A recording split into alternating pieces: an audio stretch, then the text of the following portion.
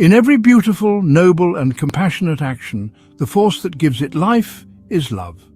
And in every destructive, cruel or selfish deed, the force that fuels it is ego.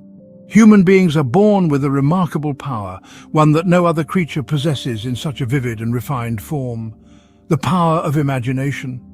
It is the spark that gives rise to creativity, vision, empathy, and intuition.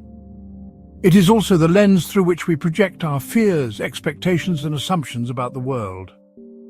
This sacred gift can elevate us to the heights of the divine, or plunge us into the darkness of suffering and separation.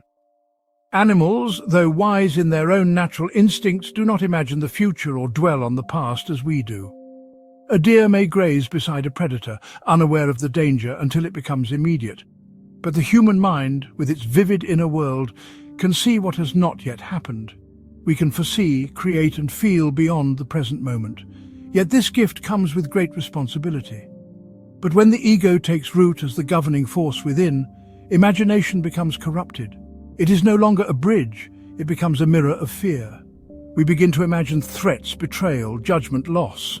We become consumed by what-ifs, obsessed with self-image and defensive of our perceived identity. The ego whispers, "You must protect yourself, you must win, you must not be wrong."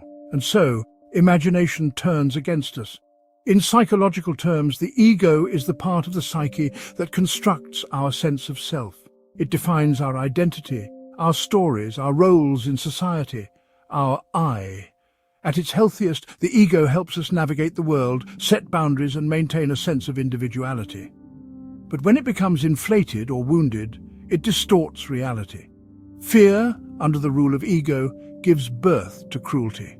History is filled with examples. King Herod, upon hearing the prophecy of the birth of a divine child, felt threatened in his position. Blinded by egoic fear, he ordered the mass killing of innocent children, thinking he could destroy what was destined to be. His heart, ruled by fear, led him into darkness. A similar tale unfolds in ancient India. Lord Krishna's uncle, the tyrant Kamsa, was told that his sister's 8th child would bring his end.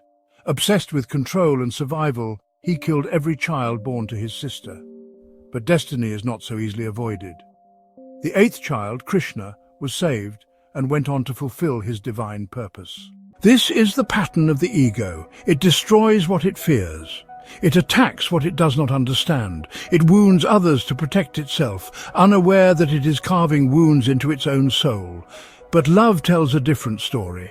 When one's foundation is love, even suffering becomes a teacher. Even pain becomes a doorway to greater compassion. Those rooted in love evolve through adversity. They become more tender, more open, more giving. They embody the qualities of the divine: patience, mercy, wisdom, understanding, and grace.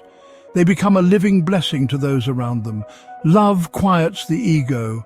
It invites the mind to become still and the heart to speak.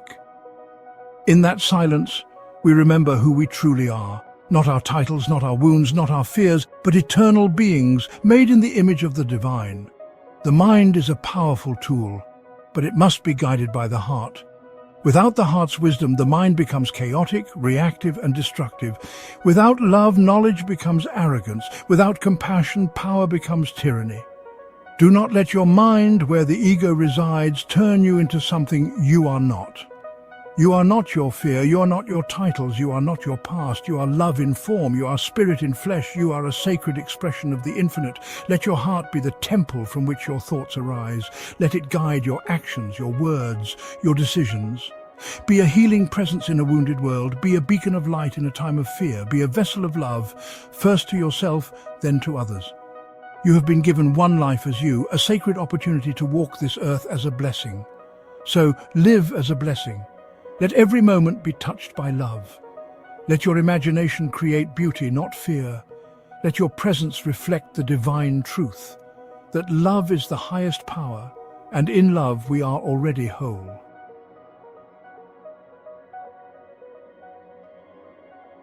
If you found value in this video, please like, share, and subscribe to Thinker's Journey for more insights and inspiration. Until next time, keep growing and stay true to yourself. A message to inspire by Thinker's Journey. Tihan.